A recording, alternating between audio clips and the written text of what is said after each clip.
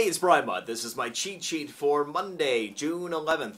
Money and marriage and divorce. We know that money is so frequently related to stress on relationships, but a lot of it may be preventable. That's the good news. So the bad news is that the number one cause of divorce still is financial in nature. It's stress related to money in our marriage. But increasingly, the trend, and this might hint directly at the increase in divorce rates in this country, 40% of us never take a look at each other's finances before getting married. 40% of us.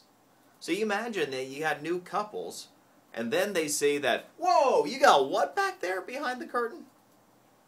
So just having financial diligence take place up front might be able to save a lot of marriages. If money is the number one cause of divorce, with about 60% of divorces citing money as the reason, and 40% of us don't even address finances in a thorough way with the other before getting married, I'm sure we could dramatically reduce the divorce rate in this country just by doing that one simple task. And of course, one of the things I always recommend is not only do you financially know where the other is, but you always have various accounts so you have everything budgeted out so that you all are comfortable with what you're spending, extra money for you, extra money for her, extra money for vacations for both of you, whatever the case may be. But have everything budgeted out. That way, everybody knows what to expect. You've gotten the bills paid, you've taken care of everything, you have a little extra money for both of you to have fun with without all of the additional stress.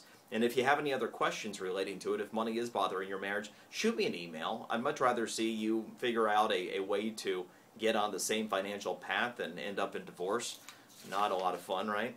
All right, next generation of Apple products. We had that announcement from Tim Cook a couple weeks ago that something incredible was coming this week. Well, we're going to find out just how incredible. We're due for Apple's product announcements. So we should hear about the next generation iPhone, the next Lion operating system, which means all of the new Macs. Remember, Mac is now looking at maybe 20% market share for overall PCs in this country. So the next generation Mac is going to be the most important one they've ever come out with yet. And I'm still holding my breath, though I'm not terribly confident, but could there be an Apple TV announcement somewhere?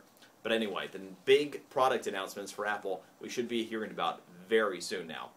Would you like to make more money? Of course we all would.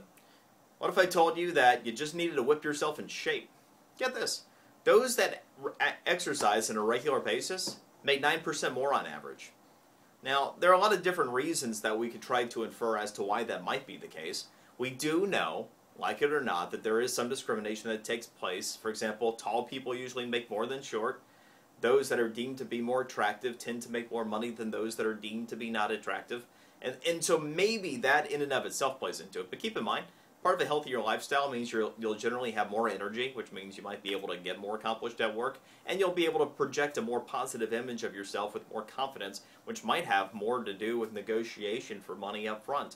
And remember that the amount of money you negotiate for up front is the single biggest indication of how much money you'll make even many years down the line if you stay with the same company. If the bar is set low to begin with, it'll be much more difficult to raise that bar over the course of time without dramatic promotions along the way. So 9% more money just by getting yourself in shape on average. And the return of the McMansion. You know, I've been talking up housing quite a bit recently, and for good reason. It's really the only sector of the economy that is reliably growing above average right now. The return of the McMansion is also here. Every year from 2007 through 2012 or 2011, we had seen an overall decrease in the size of new home construction in this country and new home purchases. Not so fast. We're going to reverse that trend this year for the first time. We are actually seeing that depending upon the region of the country, the average new home size is 6 to 13% larger than it was just last year. So as housing's turning around and prices are much lower than they were before with these record low mortgage rates, people are saying, you know what, I will take a McMansion and fries. Thank you very much. All right, that is the cheat sheet for today. Plenty more on the physical cheat sheet. I invite you to check it out. Enjoy yours. See you tomorrow.